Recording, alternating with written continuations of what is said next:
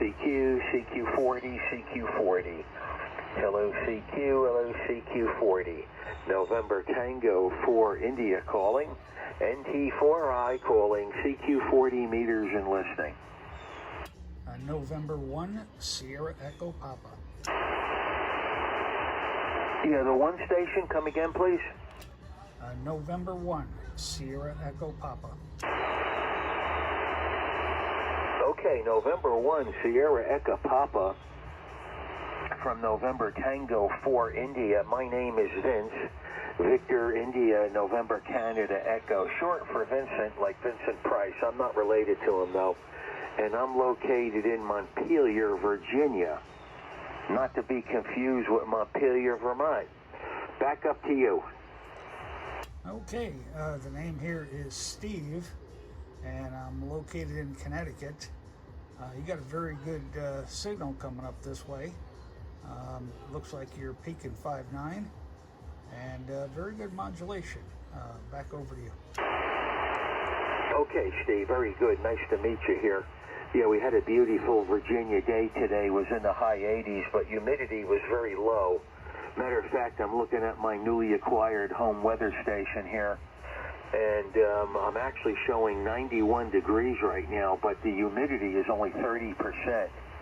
So, you know, the old saying, it's the humidity that gets you, not the heat. But, I mean, it was hot. It was warm, but it didn't stifle you because of the very low humidity, Steve. So, just a very nice day. Blue sky, sun was out. I probably should have been doing some things outside, but I didn't. I was doing some other things. Not a wasted day, but I just didn't get tasks and chores done outside. Let me give you a rundown, Steve, and I'll give you a report next time around. I should have looked, but, I mean, you're coming through okay, but I can give you a signal report. I'm running the Kenwood TS890S, and the antenna is a 40-meter full-wave inverted delta loop. You know, if you look at it from the side, it looks like an upside-down pyramid. The base is up, the point is down, and the top of the antenna is at about 70 feet, and then just fed at the bottom where the point is with a 4-to-1 balun directly with coax. Back to you, Steve. All right, Vince. Well, your equipment is definitely doing a very good job for you. You don't have to worry about that. You're, like I said, you're 5.9 all the way here and great modulation. Yeah, so, you know, your weather was certainly, in my opinion, hot, even with the low humidity. We had, well, let's say we were about 80 degrees tops today here in Connecticut, and very low humidity, so it was actually an enjoyable day. I did get some yard work done today, and I also made a homebrew OFC antenna, well, I should say off-center fed antenna. That was done last year, and it was done for field day. So I just put that up in a tree a few hours ago, and just making sure everything's working with it for this field day. Over. Okay, Steve. Very good. Yeah. No, that's good. Yeah, I've played around with the off-center fed dipoles over the years. It's been a long time since I have used one, but I have used them over the decades, and they always work pretty good. I was always fairly surprised that the SWR was good on them on various bands. I've made them from every band from 160 to 75. I don't know that I made a 10 through 40 because I've got, I've always had enough room to stretch the wire out. So I've usually done a 10 through 80 or 10 through 75. And, like I said, the SWR has always been pretty good on them. Never had any trouble with them, but, I haven't used one in a while, like I said. And your signal report, Steve, is you're averaging about S7. Occasionally you're kicking up to S8 or so. But, I would say that your average is a good solid S7. But my noise is zero, no noise at all. So in S7, signal to noise ratio where the noise is zero, and you're S7, that's a good solid strong signal. So I think you're going to be all set, Steve, and you'll be ready to be participative in field day this year. N1 SEP NT4I, back to you. QSL, Vince. Yeah, I agree with that. I just kind of dusted it off and put it about 30 feet up, and it's doing what I kind of expected it to do. Actually, I've got, well, you know, with the off-center fed, I've got one longer leg and the one shorter leg. I had them out extended earlier, well, just about an hour ago, and just for the heck of it, on the short leg, I dropped that 90 degrees, so I don't know if you want to say that might be an inverted L, but I was just curious to see what would happen there. Still seems to be doing good, and SWR is very, very low. I'm using, well, I made a 4-to-1 transformer with it, and then also a 1-to-1 choke. So it's doing good, and you're right about 40 meters tonight. Very, very, very quiet. Over. Oh, it certainly is, Steve. Yeah, it is. Yeah, I've used 4-to-1 balance, and I've also used 6-to-1. I remember back about 30 years ago, matter of fact, the guy was in Virginia. I can't think of the name of his company. He was down in Portsmouth, Virginia. It'll probably come to me, the name. But he had an off-center fed, and what he did was, it was off-center fed, and he had a hang-down piece of coax, like 22 feet or 30 feet, I don't remember. There was some length of coax, and then he had a line isolator, right? Nothing more than an RF choke to keep the RF from coming all the way back into your shack. So what the idea was is, and I believe he used a 6-to-1, Radio Works, that was the name of it. I'm pretty sure it was Radio Works. He used a 6-to-1 Balun, and then, you had this hang-down wire, which was probably a special length. Like I said, I don't really remember, but the idea was is that if you had it horizontal, completely horizontal, that this piece of coax that was hanging down would radiate, because, there was not a balanced dipole. One side was off, so the, idea was the coax would radiate, would give you a vertical polarization, and then it would get, choked off by the line isolator that was there.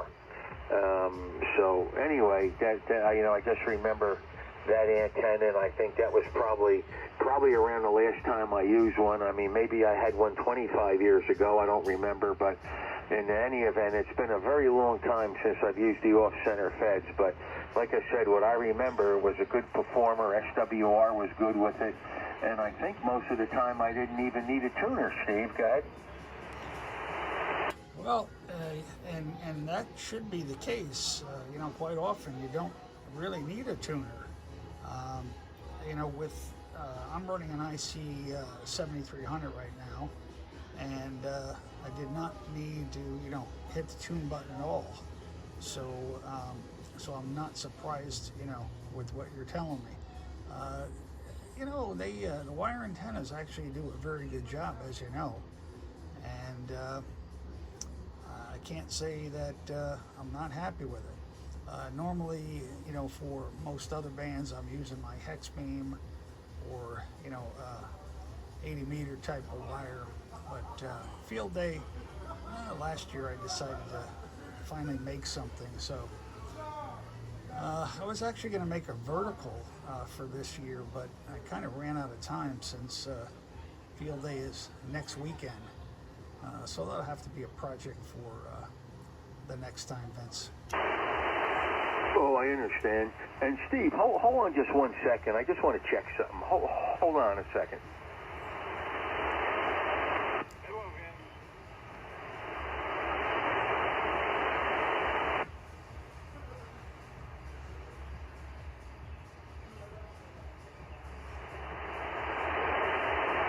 All right, Steve. Yeah, I just, we were talking about SWR and all. I just wanted to check mine to see something. So, thanks for bearing with me there. And well, you have next weekend. I mean, you have time to get everything squared away. I guess you have to take the antenna back down, and I don't know how you get it up in the trees, or where you're going to do field day in the backyard, or if you have a park you go to, or what you do. But I mean, I'm sure that you could figure it out, and you could get something going. I'm sure you could, Steve. I don't, I'm not too into field day. I did, over the years, I've gone, in Virginia, we've got mountaintops here that are 2,000, 3,000, 4,000, 5,000 feet plus. And, of course, when you go out to 5,000, then there's nobody around to talk to. But I've gone to some of the mountains around Charlottesville, 2,000, 2,500, and I've sat in the car and operated 2 meter and 440 simplex, and worked a lot of stations that way. I've done that and all, but really haven't done any field day type of activity in a park. At one time, I lived in Virginia Beach. As a matter of fact, not too many years ago, 4 years ago, we were down in Virginia Beach for about 8 years, and we were less than 2 miles from the ocean. So there was a couple times I went out there with a vertical, and I went out there 20 meters, 40 meters, 10 meters, the different bands, and I did some of that. But that was really about the extent of it. A couple local guys here. I've got a big, my property is 68 acres, so I've got a few local guys says, hey, can we come set up a, what do you call it, like a shade, and they want to bring their little generator out and then pitch a tent and stay the weekend and do that. It's like, go ahead, knock yourself out, but don't expect me to be there. They says, well, we're going to be out here 24 hours, We're going to start in the morning and go through the night and the next day. And, I said, well, knock yourself out, but don't be looking for me. I'll be inside in the air conditioning. N1 SEP, NT4I. QSL, Vince. Yeah, I used to do field day with a club. Kind of gotten away from that a few years back, but so last year I got into it right in the backyard, running the generator, small one of course, and just a home brew. And I'm gonna do the same this year, just to have a little bit of fun. But work for me is extremely busy right now, so I lost the last few weekends for building, and with tomorrow it'll be a busy day, and the upcoming week I'm just not going to have the time to actually to put a vertical together. Very simple to do. My plan was to go up 41 feet and then have some ground radials and kind of go from there. But like I say, there'll be another time as well. I did hear somebody in there that said, hi, Vince. So I don't know if you got somebody waiting for you or whatever, but if you want to check that out, go ahead. Yeah, that sounds like John, K2YN, usually is lurking around these frequencies. John, say hello to Steve up there in Connecticut. He's got a pretty good signal here to me in Virginia. Probably good to you, but go ahead and say hi to Steve up there, John. Yeah, sure. And hello again, Vince. I heard you. I can't mistake it. This is K2YN, Kilo 2 Yankee November. And Steve, I've got a copy on you down here. Right now, I'm not on the best antenna to get to you. That's my north-south doublet. Right now, I am on the loop, the dual loop, the broadside array. And for the most part, at low angles, that's the east-west antenna. But it's working, and you're getting down here to South Carolina. Over to you, Steve, K2YN. K2YN, N1 SEP. Well, I've got a decent copy on you. You're about a 5.5 on the meter, Modulation is good. Certainly can hear you, with no issue whatsoever. So your equipment's doing a good job. And let's see, I didn't catch, well, yeah, I did. I forgot the name. Over. John, Juliet Oscar Hotel November. John, over. Okay, John, sorry about that. I'll make a mental note of that now. I'm actually sitting outside on my porch right now, so I'm not making any notes or anything. But good to make your acquaintance, John. Okay, yeah, nice to hook up with you, and pretty decent distance considering we're just approaching Gray Line down here, so it's coming in the next half hour or so. So, pretty good distance actually for this time of day. What is it, 7:47? Amazing how late the sun goes down here. So, anyway, we're running an SDR radio, the Anon 7000. And the linear is 10 Tech Centurion. So we're running a pair of 40-meter open loops, full wave open loops at 80 feet. Over. Okay, well, like I say, on and everything behind it is doing a good job. I'm going to say 73 to both of you guys. I've got something to do here real quick. I do want both of you to know that I did I'm making a video right now, just the radio face, but if you guys want to hear it, I'll put it up on YouTube, and if you have a good email address, I'll make sure that you get to hear it. Over. Oh, that's fine. How about, go ahead, Vince. Yeah, no, that's fine, John. Yeah, Steve, if you go to QRZ, my email is good there at QRZ.com. So, yeah, I'd love to see it. Send it out. Anything you do would be appreciated, Steve.